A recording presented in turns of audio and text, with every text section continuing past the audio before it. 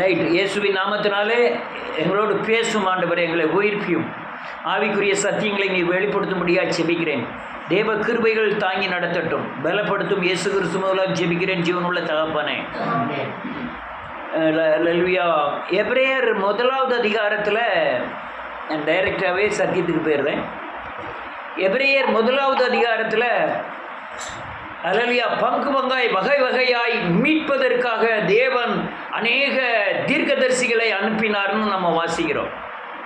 அதே போல உங்களை நரகத்துக்கு அனுப்பும்படியாய் அல்லேலூயா, அந்த பூமியிலே அல்லேலூயா நீங்கள் வஞ்சிக்கப்படும்படியாய் பூமியிலே பரலோகத்துக்கு ஆயத்தப்படக்கூடாதபடி நரகத்திற்கு ஆயத்தமாகும்படியாய் உங்களை அல்லேலூயா பிசாசானவன் அநேக உபாய தந்திரங்கள் மூலமாய் உங்களை வீழ்ச்சி அடைய செய்வான். வேதம் எபிரேயர்ல சொல்லியிருக்கு, துரைத்தனம், அதிகாரம், வானமண்டலத்தின் பொல்லாத ஆவி, பிரபஞ்சத்தின் அந்தகார ரோகாதிபதின்னு ஒரு 4 வகையான பொல்லாத ஆவிகளை குறித்து எழுதியிருக்கிறது. ஆனால் பழைய ஏற்பாடில் எசபேலின் ஆவின்னு எழுதப்பட்டிருக்கு. அது இஸ்ரவேல் சந்ததியாகிய அல்லேலூயா ராஜாக்களை நிர்மூலமாக்கி தேசத்தின் ஜனங்களை அழித்தது. அதனால் இப்போ நான் சொல்ல வர்றது காரியங்களை தெளிவாய் புரிந்து கொள்ள வேண்டும். நீங்கள் இந்த ஜாதிங்கிற அடிப்படையில் இன்றைக்கி உலகத்தில் நடத்திக்கிட்டு இருக்க காரியங்கள் ஜாதி இல்லைன்னு சொல்லி ஜாதியில் தீவிரமாய் போகக்கூடிய சக்திகள் இந்த உலகத்தில் பரவி இருக்கு. நீ எந்த ஜாதிக்காரன் தெருவுனெல்லாம் போங்க, அவங்க ஜாதி தலைவருடைய போட்டாவும் அந்த ஜாதிக்காக உயிரை விடுவதற்கு ரெடியாகவும் அநேக ஆத்துமாக்கள் இருந்து ரெடி ஆகிட்டு, ஆனால் வெளியே ஜாதி இல்லை என்று பேசுகிறார்கள். அதே போல் அரசியல், அதுவும் கொலைக்களமே. அதே மாதிரி அல்லேலூயா மந்திரம், தந்திரம், அந்த அல்லேலூயா செய்வனை, வைப்பு, எடுப்பு, ஜோசியம், இதுவும் மக்களை கொல்லக்கூடிய ஒரு பயங்கரமான சக்திகள். இன்னைக்கு பூமியில் கிரியை செய்கிற இந்த பொல்லாத ஆவிகள் கிறிஸ்துக்குள்ளே இருக்கிறதா வைத்தறிச்சலான காரியங்கள்.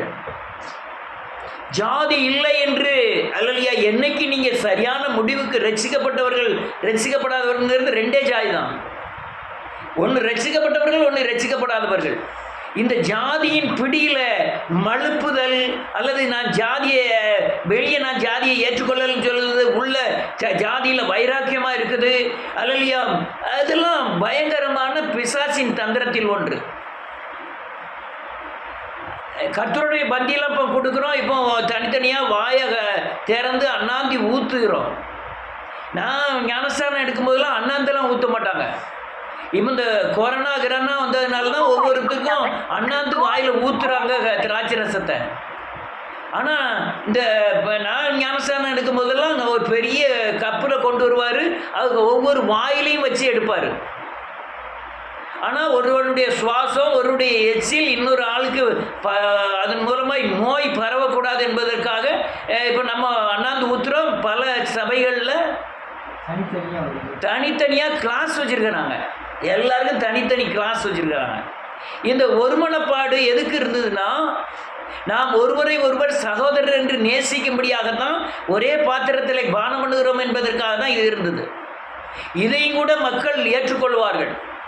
வேறு ஜாதிக்காரங்களோட ஒரே இலையில் சாப்பிட்றதுக்கு ரெடி, வேறு ஜாதிக்காரங்களில் வீட்டில் கூப்பிட்டு தன்னுடைய பாத்திரத்தில் அல்லேலூயா சமையல் பண்ணி கொடுக்கறதுக்கு ரெடி, தன்னுடைய வஸ்திரத்தை அவங்களுக்கு கொடுக்கறது ரெடி. ஆனால் திருமணம் என்று வரும் பொழுதோ ரொம்ப எச்சரிக்கையாக இருக்கிறார்கள் கிறிஸ்தவர்கள். அதனால் இந்த ஜாதியின் தன்மை இந்த உலகத்தில் பயங்கரமாய் பிரிவினை உண்டாயிருக்கு. இங்கே மட்டும் இல்லை, அமெரிக்காவிலும் கருப்பர்கள் வெள்ளையர்கள்ங்கிற பிரிவினைகள் பயங்கரம். ஆப்பிரிக்காவில் வெள்ளையர்கள் பிரிவினைகள் பயங்கரம். வடநாடுகளில் மத சண்டைகளும் ஜாதி சண்டைகளும் பயங்கரம். அதே போல் கிறிஸ்துவர்கள் ஒவ்வொரு ஜாதியினர்களும் ஒவ்வொரு உபதேசங்களுக்கு ஒப்பான ஒவ்வொரு அல்லேலூயா ஒவ்வொரு சபைக்கு ஒப்பாக ஒவ்வொரு உபதேசத்தை பின்பற்றி ஒரு சபை பிரிவினர்கள் இந்த ஜாதிக்காரர்கள் என்று பிரித்தெடுக்கக்கூடிய அளவில் இந்த இந்தியாவில் பல சபைகளும் நிறுவப்பட்டிருக்கிறது. ஜாதியை அமைப்பதற்காக அல்ல. பழைய ஏற்பாடுலன்னா நீங்கள் கோத்திரத்தின் அடிப்படையில் ஜாதிகளை பிரித்திருக்கலாம். அல்லது எபேசியர், எமோரியர், எபூசியர், அல்லது அமலேக்கியர், பெலிஸ்தர் அப்படின்று ஜாதிகளை பிரித்தெடுத்திருக்கலாம். ஆனால் புதிய ஏற்பாடு வரும்போது ரட்சிக்கப்பட்டவன் ரட்சிக்கப்படாதவன் என்ற ரெண்டே ஜாதி தான். இந்த ஜாதிக்கு அடிப்படையில் நான் இப்போ சொல்கிறதெல்லாம் நீங்கள் கேட்டுக்கிட்டு மழுப்பிட்டு போனாலும் சரி, நீங்கள் கேட்டாலும் சரி கேட்காட்டாலும் சரி, நீங்கள் இதுக்குள்ளே அம்பிட்டுட்டீங்கன்னா உங்களை இப்போ உலகத்தில் இப்போ நடக்கிற ஜாதியின் சண்டையில் அல்லது அந்த பிசாசம் உங்களை மேற்கொள்ளும். எசபேல் என்பது பிசாசு இல்லை, எசபேலுங்கிற நல்ல மனுஷி. அந்த மனுஷியை பற்றி கொண்டு தான் எசபேலின் ஆவி என்று அழைக்கப்பட்டது. எலியாவின் ஆண்ட எலியா என்பவன் மனுஷன். எலியாவை தேவ ஆவி ஆட்கொண்டு அவனை நடைமுறைப்படுத்துகிறபடினாலே எலியாவின் ஆவி என்று சொல்லப்பட்டது. அதனால் உலகத்தில் இருக்கிற ஆவி என்னை பற்றாதெல்லாம் கிடையாது, நீங்கள் இடம் கொடுத்தால் பிடித்து கொள்ளும். அதே மாதிரி எனக்கும் அட்ஜஸ்ட்மெண்ட்டு, சத்தியத்தை மீறினா கர்த்தர் அதெல்லாம் கண்டுகிட மாட்டார், அதெல்லாம் கிடையாது. அட்ஜஸ்ட்மெண்ட்டே கிடையாது. ஒன்றும் கைகொள்ளுதையா இல்லையாங்கிறது தான் காரியம். இந்த காரியங்களில் நான் ரொம்ப பேரை பார்த்துருக்கிறேன், பெரிய பெரிய ஊழியர்களை பார்த்துருக்கிறேன். பல சபைகளை நிறுவன ஒரு ஊழியக்காரர் என்கிட்ட வந்து சொன்னார், நாங்கள் எங்கள் கடார குளத்தில் ஒரே மேடையில் இருந்து அலலியா ஊழியம் செய்த நான் சாட்சி சொன்னால் அவர் அலலியா சத்தியத்தை பிரசங்கித்து முடித்த உடனே இங்கே பூரா இந்த ஜாதிகாரன் இருக்காங்க, நான் 10 சபை வச்சுருக்கேன், என் கூட வந்துரு தாமஸு, உனக்கு பெரிய சபையை தாரார் அப்படின்னு சொன்னார். உண்மையை சொல்கிறேன், தேவ சமூகத்தில் அவர் 10 சபையை வச்சு நடத்திக்கிட்டு இருக்காரு. அது மாதிரி இந்த ராஜபாளையங்கிற இடத்துக்கு போனேன், அங்கேயும் ஒரு ஊழியக்காரர் அப்படின்னா நம்மளா சேர்ந்து ஒரு ஒரு அமைப்பு வச்சுருக்கோம், அதில் வந்து இந்த காரியம் எனக்காக மட்டும் சொல்ல உங்களுக்காக சொல்லுகிறேன். நீங்கள் திருமண காரியங்களில் ஜாதியை பிடித்து கொண்டிருந்தீங்கன்னா நீங்கள் இப்போவுமே பைபிளை கீழே வச்சுட்டு உங்கள் ஜாதி பின்னாலே போயிடலாம். நான் ஏன் கடந்து சொல்லணும்னா நீங்கள் தாக்கப்படக்கூடிய காலம் வெகு விரைவில் வந்துக்கிட்டு இருக்கு, வேகமாக வந்துக்கிட்டு இருக்கு. நான் சத்தியத்தை சத்தியமாய் சொல்ல வேண்டும் என்பதற்காக தான் இதெல்லாம் சொல்லுகிறேன். நீங்கள் அப்படி இருந்ததுன்னா நீங்கள் வசனத்தை கைக்கொள்ள மாட்டீர்கள். நீங்கள் ஏதோ ஒரு சத்தியத்துக்கு மீறி ஏதோ ஒரு சத்தியத்தை பின்பற்றுவதற்காக அல்ல, எல்லா சத்தியத்தையும் பின்பற்ற தான் தேவ பாதுகாப்பு உண்டு. சில சத்தியத்தை கைக்கொள்ளுகிறேன், நான் இப்போ சிகரெட்டு குடிக்கிறேன், என்னால் விட முடியல, ஆனால் நான் சிகரெட்டு குடிக்கிறேன்னு மனவேதனை பட்டுக்கொண்டே இருக்கிறேன். அது மீட்பின் வழிகள். மழுப்புதல் என்பது மறைச்சிக்கிட்டு போகிறது. இதெல்லாம் நீங்கள் கரெக்டாக நீங்கள் கைக்கொள்ள வேண்டும் இயேசுவின் நாமத்தினாலே. அதனால் வேத வசனங்கள் சாதாரணப்பட்டது அல்ல. வேத வசனத்தின் மூலமாக இந்த பூமியை தாங்குகிறார்னு எபிரேயர் 1 அதிகாரத்திலே எழுதப்பட்டிருக்கிறது. வசனம் என்பது எழுதப்பட்டது, வார்த்தை என்பது தேவனால் அனுப்பப்பட்டது. அல்லேலூயா. சத்தியம் என்பது பரிசுத்த ஆவியானவர்னாலே எழுதப்பட்ட வசனத்தை, அனுப்பப்பட்ட வார்த்தையை நமக்கு அல்லேலூயா உள்ள கருப்பொருளை வெளிப்படுத்துவது தான் சத்தியம். இந்த சத்தியத்தின் வெளிப்பாடு யார் பெறுகிறார்களோ அவர்கள் சிலுவை குறித்து அதிகமான தரிசனத்தையும், சிலுவையை பின்பற்றினவர்களாகவும் இருந்தால் மட்டும்தான், பூரண மனம் திரும்புதல் இருந்தால் மட்டும்தான் அவர்களால் மட்டுமே இந்த சத்தியத்தின் அறிவை பெற்றுக்கொள்ள முடியும். அல்லேலூயா. உங்கள் வளர்ச்சிக்கு ஏற்ப, நீங்கள் தேவனை சந்திக்கிறதற்கு ஏற்ப, நீங்கள் எவ்வளோ தூரம் வேத வசனங்களை பின்பற்றுகிறீர்களோ அந்த அளவுக்கு தேவனை அறிகிற அறிவும், அல்லேலூயா, எதிர்காலத்தில் பிசாசை ஜெயிக்கக்கூடிய வழிமுறைகளும் உங்களுக்கு ஆட்டோமேட்டிக்காக திறக்கப்படும். அதனால் இந்த உலகத்தில் உபத்திரம் உண்டு, திடமுழுகள் என்று சொன்னார். அந்த உலகத்தை ஜெயிக்கக்கூடிய வேத வார்த்தைகளை உங்கள் அச்சடையாளமாய் நீங்கள் மாற்ற வேண்டும். அதனால் வேத வார்த்தை என்பது அல்லேலூயா தேவனால் அனுப்பப்படக்கூடியது. ஒரு இடத்துல வேதம் சொல்லுகிறது, அது அந்த வார்த்தை தேவனாய் இருந்ததுன்னு வேதம் சொல்லுகிறது. அந்த வார்த்தை தான் தேவன். அந்த வார்த்தையை கைக்கொள்ளுகிற மனுஷன் பாக்கியவான்னு வேதம் சொல்லுகிறது. இந்த அல்லேலூயா நன்றியோடு கூட துதிக்கிறேன். இந்த வார்த்தையை குறித்து சொல்லும்போது இயேசுவை குறித்து சீசர்கள் சொல்லுகிறார்கள். நான் கண்டதும் கேட்டதும் நான் தொட்டதுமாகிய தேவ வார்த்தை என்று இயேசுவை குறித்து சொன்னார்கள். வேற பிதாவெல்லாம் தொட முடியாது, பரிசுத்த ஆவியானவரை தொட முடியாது. சீசர்கள் இயேசுவை தொட்டார்கள். தொட்டு சுகமான பெரும்பாடுள்ள ஸ்திரீயெல்லாம் நாம் வேதத்தில் வாசிக்கிறோம். அந்த தேவ வார்த்தை, அப்போ இயேசுவையே தேவ வார்த்தை என்று சொன்னார்கள். இன்னைக்கு வேதத்தை வாசிக்காதவர்கள், வேதத்தை தியானிக்காதவர்கள், வேதத்தை பின்பற்றாதவர்கள், வேத வசனங்களை அல்லேலூயா அறிக்கை செய்யாதவர்கள், தன் உபத்திரவத்தின் மத்தியிலே அல்லேலூயா பிசாசின் போராட்டத்தின் மத்தியிலே வேத வசனத்தை கொண்டு உலகத்தை ஜெயிக்கக்கூடிய வழிமுறைகளை வழிமுறைகளை யோசனை பண்ணாதனால தான் இவர்கள் பயங்கரமாய் தாக்கப்படுகிறார்கள். இது கிறிஸ்துவத்தின் வழி அல்ல. வேத வார்த்தை இல்லாத ஒரு இயேசுவை நீங்கள் தேடினீங்களா, நீங்க அந்தி கிறிஸ்துவை பின்பற்றுகிறீங்க. நீங்க வேத வசனத்தின் அடிப்படையில் நடந்து வேத வசனத்தை அதில் தேவன் இருக்கிறார், அது இயேசுவை பிரதிபலிக்கிற கண்ணாடி என்று நீங்கள் வேத வசனத்தை தியானிக்கலன்னா, நீங்க அல்லேலூயா நீங்கள் சேவிக்கிற இயேசு இந்த வேதத்தில் உள்ள இயேசு அல்ல. நீங்க வேத வசனத்தின் மூலமாக தான் இயேசுவை பார்க்க முடியும். வேத வசனம் தவிர்த்து விட்டு நீ இயேசுவை பார்க்கணும்னா அது கூடாத காரியம். அது வேறொரு இயேசு, அது பரியேசு. அப்போஸ்தலர்களுடைய 8வது அதிகாரத்தில் எழுதியிருக்கிற பரியேசு. நான் வேதவசனத்தை தியானிக்கும் பொழுதும் வேதவசனத்தை நடைமுறைப்படுத்தும் போதும் இந்த உலகத்தையும் பிசாசையும் ஜெயிக்கிறேன். வேதவசனத்தை விசுவாசித்து நான் வாயினாலே அறிக்கை செய்யும் போது ரட்சிக்கப்படுகிறேன் என்று வேதம் சொல்லுகிறது. அதனால இயேசுவை பின்பற்றுகிறவர்கள் வேதவசனத்தை வாசித்து இயேசுவை பின்பற்ற வேண்டும். அநேகர் வசனத்துக்கு தனக்கு முதலிடமே கொடுக்கறதில்ல. அநேகர் பைபிளை தூக்குறதே இல்லை. சர்ச்சில் 4 பைபிள் கொடுத்தா 4 பைபிள் அல்லையா சர்ச்சில் போட்டு போயிடுவாங்க. வரும்போது எடுத்து வாசிப்பாங்க, பிறகு பைபிளை படிச்சுட்டு போயிடுவாங்க.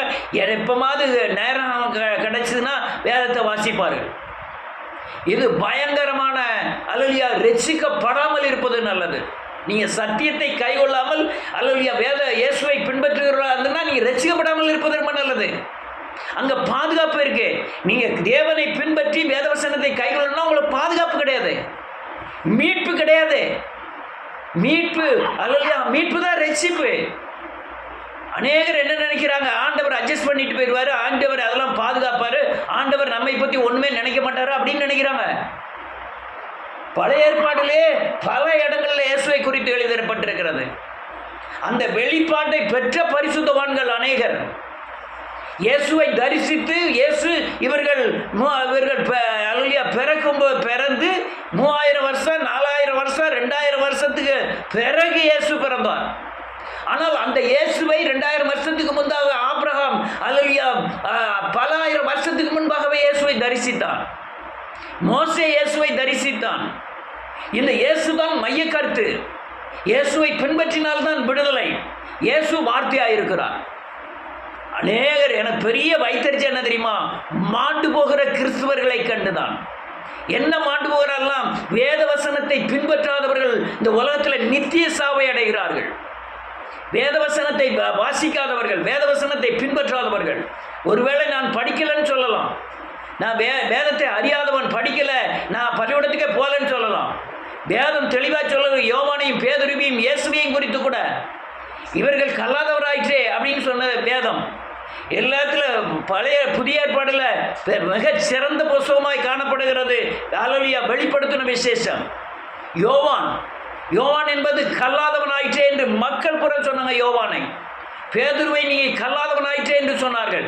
அப்போ கற்கிறதும் கல்லாததும் அல்ல, நீ தேவனை பின்பற்றியதன் மூலமாய் வெளிப்பாட்டின் அறிவை தேவன் கொடுத்து வசனத்தின் சாரங்களை உனக்குள்ள தருவார். நீ எவ்வளவு தூரம் பக்திமானாய் இருக்கிறாயோ அந்த அளவுக்கு தான் தேவன் தன்னுடைய வேத வசனத்தை உன் இருதயத்தில் நிலைநிறுத்தி சத்தியத்தின் வெளிப்பாட்டுகளை கொடுப்பார்.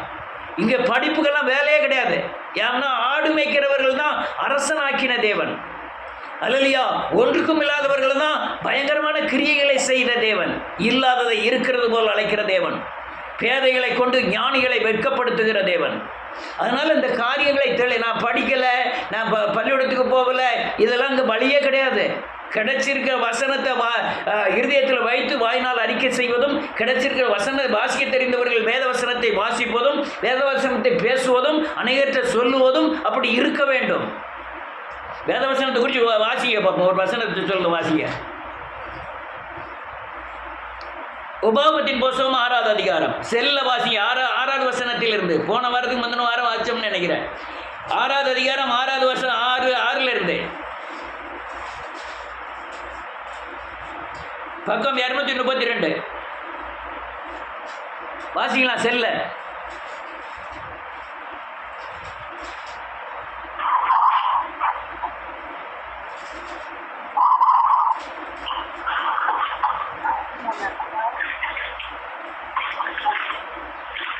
எடுத்தாச்சா?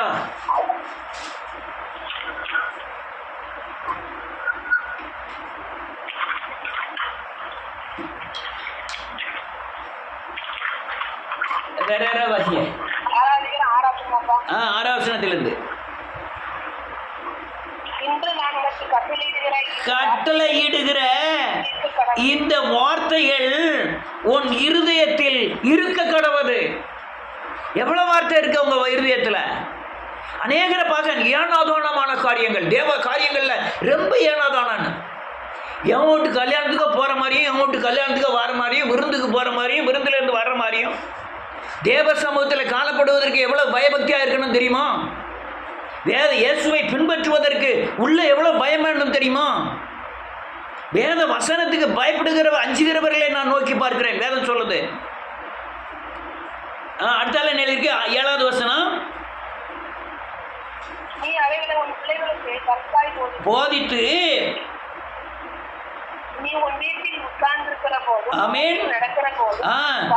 படுத்துக் கொள்ளுகிற போதும் எழுந்திருக்கிற போதும் அவைகளை குறித்து நீ பேசிக்கிட்டே. வேதம் தெளிவா சொல்லுது. நீ எப்ப நினைக்கிறோம் வேத வசனத்தை? எப்ப நினைக்கிறோம்? வேதம் சொல்லுது, அவைகள் உன் பிள்ளைகளுக்கு கர்த்தாய் போதி. நீ உன் வீட்டில் உட்கார்ந்திருக்கிற போதும், வழியிலே நடக்கிற போதும், படுத்துக் கொள்ளுகிற போதும், அல்லது எழுந்திருக்கிற போதும் அவைகளை குறித்து பேசு. நான் நினைக்கிற நினைவு வேதவசனத்துக்குள்ள வருதா? நான் நடக்கிற நடைகள் வேதவசனத்துக்குள்ள வருதா? என்னுடைய வீட்டின் பிரச்சனை வேதவசனத்தின் மூலமாய் தீர்க்கப்படுகிறதா? அல்லேலூயா. நான் எதிரியை நேசிக்கிறேனா? பிசாசை ஜெயித்து வாழ்கிறேனா? சாபத்திலிருந்து நான் விடுதலை ஆகியிருக்கிறேனா? ஐம்புலன்களை அடக்கி ஆளுகிறேனா? எல்லாம் வேத வசனத்தோடு ஒப்பிடப்பட வேண்டும். நீ யாரா இருந்தாலும் சரி, நீங்க வேத வசனம் உங்களுக்கு அல்லையா பாதைக்கு வெளிச்சமாகவும், உண்ணுகிற உணவாகவும், நடக்கிற சரீர பலமாகவும் இல்லைன்னா கிறிஸ்துவ ஜீவியம் செய்வது முடியாத காரியம். வேதம் சொல்லுகிற பூரண விடுதலையை அடைய முடியாது. நீங்க பெரிய ஜெபம் பண்ணி நான் பக்திமான் என்று காண்பிக்கலாம். 1000 வசனங்களை சொல்லி நீங்க பக்திமானாய் காண்பிக்கலாம். ஒரு பிரயோஜனம் கிடையாது. கைகொட்டி சிரிக்கிற பிசாசன முன்னால நின்று சிரிப்பான். ஏன்னா உன்னுடைய பிடி, உன்னுடைய பலவீனம் எல்லாம் அவங்க கையில் இருக்கு. அடுத்தால நெல் இருக்கு. 8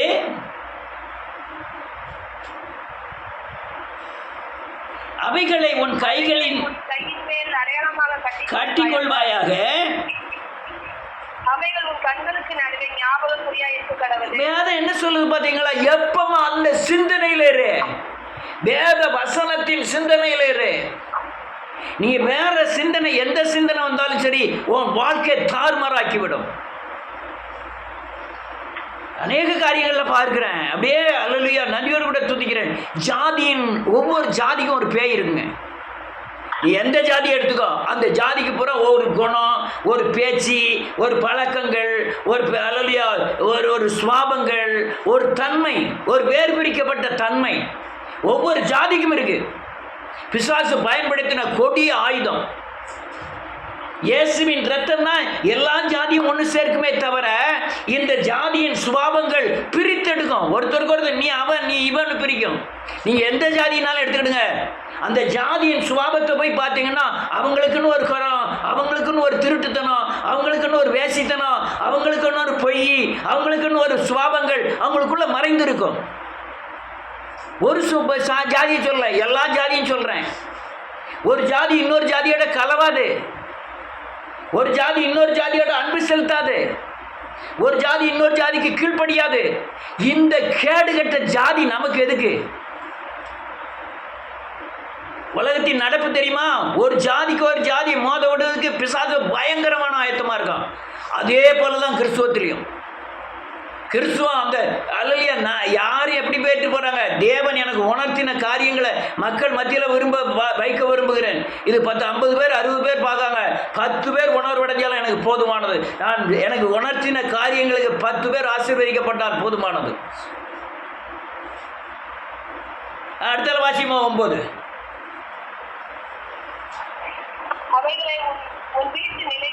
ஆமேன். எழுதுவாயாக. போதும். அவைகள்லாம் உன் வீட்டு வாசல் படியெல்லாம் எழுதி போடு. அல்லேலூயா. உன் பார்வையை விட்டு உன்னை விட்டு நீங்காது இருப்பதாக, உன் எண்ணங்களை விட்டு நீங்காது இருப்பதாக தேவ வார்த்தைகள். அதனால இந்த அல்லேலூயா வேத வார்த்தை என்பது அல்லேலூயா தேவன் அல்லேலூயா பழைய ஏற்பாடு எழுதப்பட்ட வேத வசனத்தை தேவன் அல்லேலூயா நன்றியோடு கூட இயேசு மாற்றி அமைத்தார். பழைய உடன்படிக்கையை புது உடன்படிக்கையை மாற்றினார். இது இரத்தத்தினால் உண்டான உடன்படிக்கை. அல்லேலூயா. பழைய பிரமாணத்தை புதிய பிரமாணமாய் மாற்றினார், ஆவியின் பிரமாணம். இந்த மாற்றின எல்லாமே தேவன் பரலோகத்திலிருந்து அதை மாற்றி அமைத்து நமக்கு அனுப்பி இருக்கிறார். அதான் வார்த்தை, அதுதான் தேவ வார்த்தை.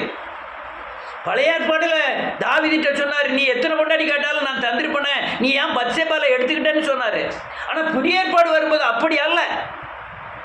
ஒரே மனைவியுடையவனா இருப்பேன், அவன்கிட்ட அன்பு செலுத்து, அவ உனக்கு கீழ்ப்படிந்திருக்கணும், நீங்க ஒரே மாமிசமா இருக்கணும், இப்படின்னு தேவன் விவரங்களை எல்லாம் போதித்தார். ஆனா பழைய ஏற்பாடு அப்படி இல்லை. 1000 பேர் கட்டின சாலமோனை தேவன் அதை குறித்து குற்றமாக சொல்லவே இல்லை. ஒவ்வொருவரும் ஆபிரகாம் 2 மனைவிகளை கட்டினான், யாக்கோபு 4 பேரை கட்டினான், அல்லையா தாவீது 5-6 பேரை கட்டினான், அல்லையா சாலமோன் 1000 பேரை கட்டினான். அதை பற்றி தப்புன்னு சொல்லவே இல்லை. ஆனால் புதிய ஏற்பாடு வரும்போதோ எல்லாம் மாற்றி அமைத்தார். அதான் தேவ வார்த்தை. அநேகர் வார்த்தையை பின்பற்றாது எனக்கு பெரிய சங்கடமானது. ஏன்னு கேட்டால், ஐயோ நரகத்துக்கு, பூமியிலே நரகத்தை அனுபவிப்பதற்காக ஆயத்தமாகிற ஜனங்கள், வார்த்தை இல்லாத ஒரு இயேசுவை தேடுகிறார்கள், வசனம் இல்லாத ஒரு வாழ்க்கையை தேடுகிறார்கள், கற்பனை கட்டளை கைகொள்ளாத ஒரு அல்லேலூயா கிறிஸ்துவத்தை தேடுகிற ஜனங்களாக இருக்கிறார்கள். எது எப்படியோ நான் என்ன சொல்லணுமோ சொல்லிவிட்டேன், என்னை பின்பற்றுங்க அவசியம் இல்லை, இயேசுவை பின்பற்றினால் போதும் என்பதற்காக தான் அந்த வைராக்கியத்தோடு நான் பேசிக் கொண்டிருக்கிறேன். அநேக சபைகள், ஒரு ஆள் என்று சொன்னார், ஒரு பிரதர், என்ன பிரதர் நீங்க வசனத்தை கைகொள்ளணும்னு என்கிட்ட சொல்லியே தரலையே, இந்த வசனத்தை நீங்க கைகொள்ளணும்னு சொல்லலை அப்படின்னு என்ற ஒரு பெரிய சபையில் உள்ள விசுவாசி, மூத்த விசுவாசி சொன்னார். அவர் 25 வருஷமா சபைக்கு போற. அவர் சொன்னார், கைகொள்ளணும் என்று சொல்லவே இல்லை, நீங்க தான் கைகொள்ளணும்னு சொல்றீங்க அப்படின்னாரு. அதே ஏன் கைகொள்ளன்னு சொல்லலைன்னா, ஊழியன் கைகொள்வதில்லை, கைகொண்டு போதிக்கிறவன் பரலோகராஜ்யத்தில் பெரியவனாக இருப்பான். ஊழியக்காரனே கைகொள்ளலாம், விசுவாசி எப்படி கைகொள்ள முடியும்? அதனால பழைய ஏற்பாடிலே இயேசு வெளிப்பட்டார். பழைய ஏற்பாடில் ஆபிரகாமோடு தேவன் இயேசு வெளிப்பட்டார். அல்லேலூயா. மோசேயோடு தேவன் அக்கினி சம்பத்திலே வெளிப்பட்டார். அப்படி பல கோணங்களிலே அல்லேலூயா தேவன் அல்லேலூயா ஜனங்களுக்கு வெளிப்பட்டார். யோசுவாவுக்கு யுத்த வீரனாக வெளிப்பட்டார். இப்படி ஒவ்வொரு ஆளுக்கும் ஒவ்வொரு கோணங்களில் வெளிப்பட்டார். அது வார்த்தை. அந்த வார்த்தையை தான் அவர்களே வாங்கித்தார்கள். மோசே சொன்னா, என்னை போல ஒரு தீர்க்கதரிசியை கர்த்தர் எழுப்புவார் அப்படின்னு. அதே மோசே சொன்னா, என் மேல அந்த அல்லேலூயா இந்த கூடாரங்களில 4 பேர் தீர்க்கதரிசனம் சொல்லிட்டு இருக்காங்க, ஆவியில நிரம்பி அவர்களை நிப்பாட்டட்டுமான்னு யோசுவா காலேப் வந்து கேட்கிறாரு. உடனே அவன் சொல்றான், நான் எல்லாரும் தீர்க்கதரிசனம் சொல்ல வேண்டும் என்று விரும்புகிறேன் அப்படின்னா. அதுதான் புதிய ஏற்பாடில் உள்ள பரிசுத்தாவியானவரின் நிறைவுதல். ஏனென்றால் இவன் அல்லேலூயா இயேசுவோடு நடந்தான் மோசே. நான் இதெல்லாம் சொல்லும்போது எத்தனை புரியாதவங்க என்னை குறித்து பலவீனமாய் நினைப்பீர்கள், அது உங்களுடைய அறியாமை. ஒரு வசனத்தை வாசிப்போம். உபாகமத்தின் புஸ்தகம் 4வது அதிகாரம். இன்னைக்கு பூரா உபாகமம் தான். உபாகமத்தின் புஸ்தகம் 4வது அதிகாரம் 11வது வசனத்தில் இருந்து.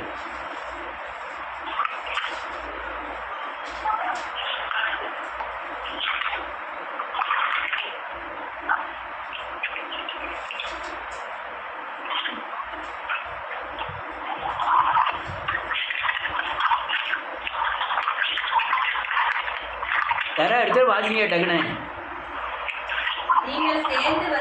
நீங்கள் எல்லாரும் சேர்ந்து வந்து மலையின் கல்வாரி சிலுவையின் மலையின் அடிவாரத்தில் வந்து நின்றீர்கள்.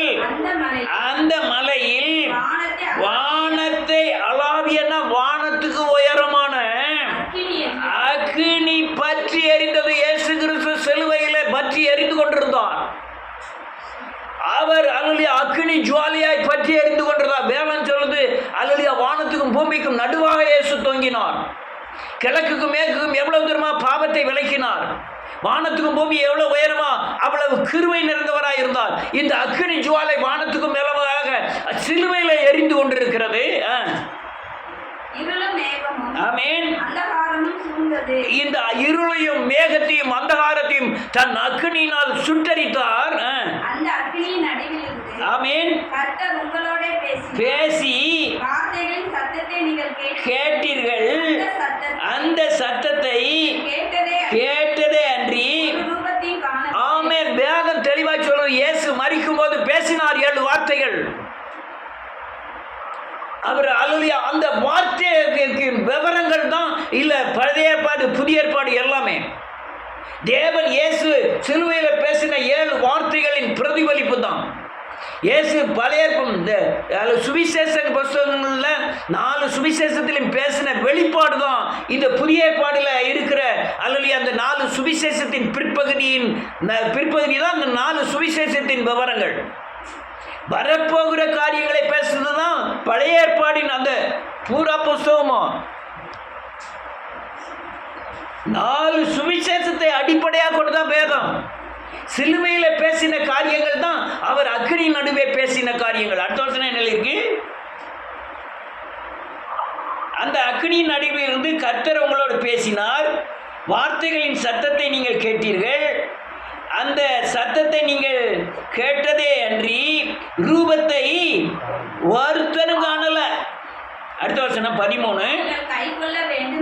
ஆமென். அவர் உங்களுக்கு கட்டளையிட்ட 10 கற்பனைகளாகிய ஆமென் நம்முடைய உடன்படிக்கையை ஆமென் அவர் உங்களுக்கு அறிவித்து ஆமென் அவைகளை 2 கற்பனைகளில் எழுதினார். 2 கற்பனை, புதிய ஏற்பாட்டிலும் பழைய ஏற்பாட்டிலும் அவர் கற்பனையும் கட்டளையும் வார்த்தையும் எழுதினார். நீங்கள் கைக்கொள்ள வேண்டும் என்று.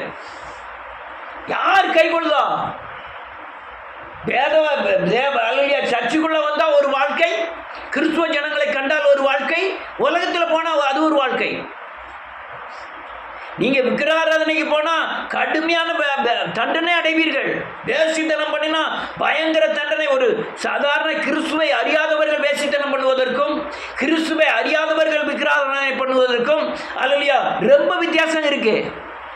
நீ கிறிஸ்துவை அறிந்த ஒரு விக்கிரக கோயிலில் போய் நின்னா அதுக்குண்டான தண்டனை உங்க கண்ணால பார்க்க முடியும். ஆனால் கிறிஸ்துவை அறியாதவன் விக்கிரக கோயிலில் போய் நின்னோம்னா அவன் சந்ததி பார்க்கலாம், அதுக்கு அடுத்த சந்ததி கூட பார்க்கலாம், அவனே கூட சில நேரங்களில் பார்க்கலாம். ஆனால் கிறிஸ்துவை அறிந்தவர்களுக்கு பல அடிகள். வேத வார்த்தையை ஏன் மீறுறீங்க?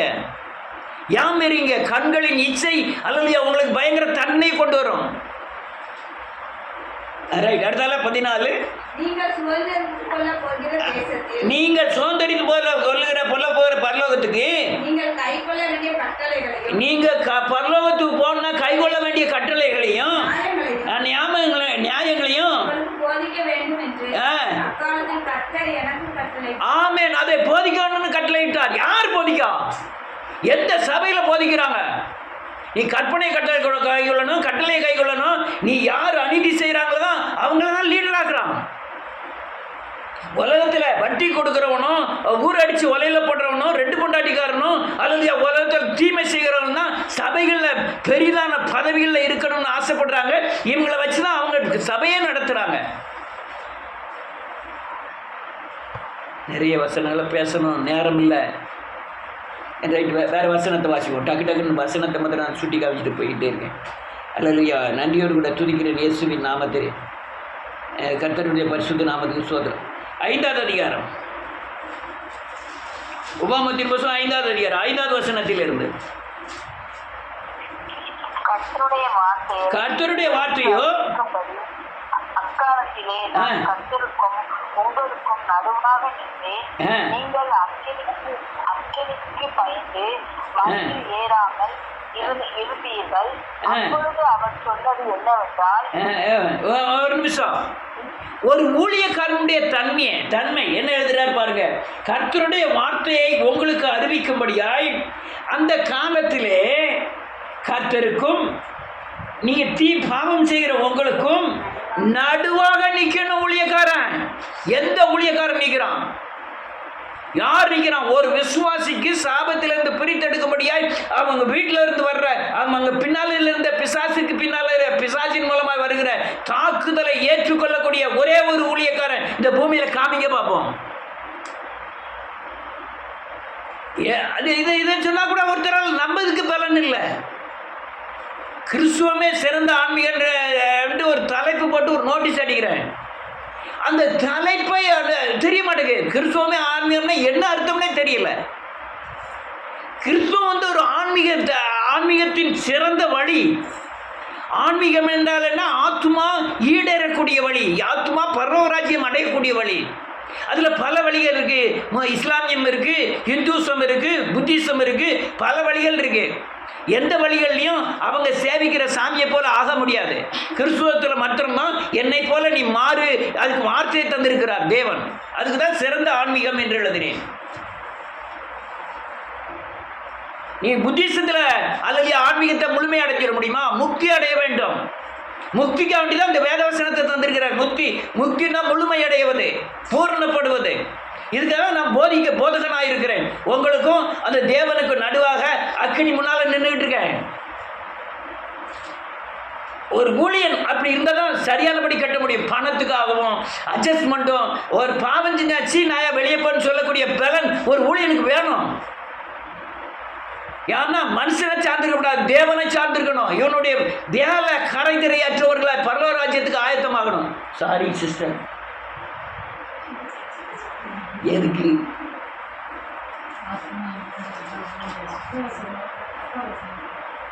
ஒரு வார்த்தை சொன்னேன்.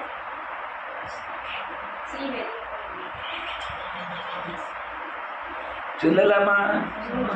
நான் உங்களை சொல்லல, உங்களை சொல்லல. யாரை சொல்ல? நாய்களை சொல்லுகிறேன், பன்றியை சொல்லுகிறேன். பன்றி நாயின்னு எழுதியிருக்கா?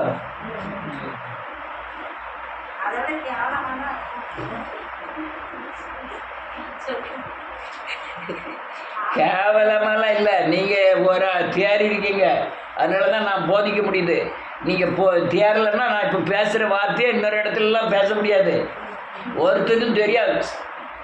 நான் இவ்வளோ தூரம் பேசுறதே நீங்கள் புரிஞ்சிருக்கிறது அர்த்தம் என்னன்னா நீங்கள் தேறி இருக்கீங்க. அல்லேலூயா.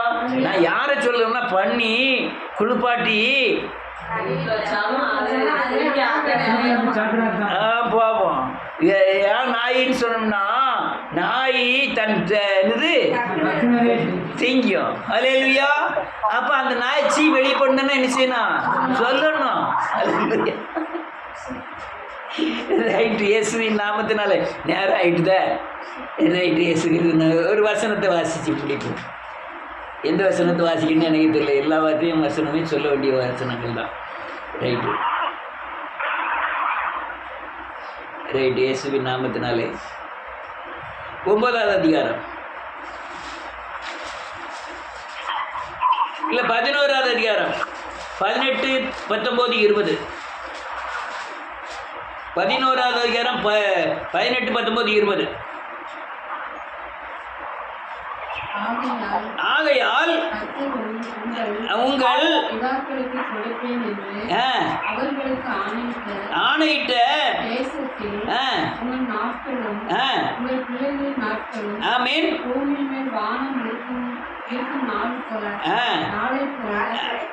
நல்ல காலுங்க. பூமி வானம் எவ்வளவு உயரமா இருக்கு அவ்வளவு மாதிரி நீங்களும் உங்க பிள்ளைகள் பூமியில நிலைத்திருக்க வேண்டுமானால், ஜீவனோடு இருக்க வேண்டுமானால், சமாதானத்தோடு வாழ வேண்டுமானால் இந்த பூமியில வார்த்தையை கைகொள்ளணும். சொல்லலாம்ல, வார்த்தையை கைகொள்ளணும்னா ஏன் பைபிளை தூக்குற? ஆண்டவர் வார்த்தையில இருக்காரு. வேத வசனத்தை கைகொள்ளலன்னா நீயும் நாய்தான். வேத வசனத்தை கை கொண்டாதான் நீங்க இந்த உலகத்தின் நாச மோசங்களுக்கு தப்பித்துக் கொள்ள முடியும். அடுத்த லைன் எழுதிருக்கு,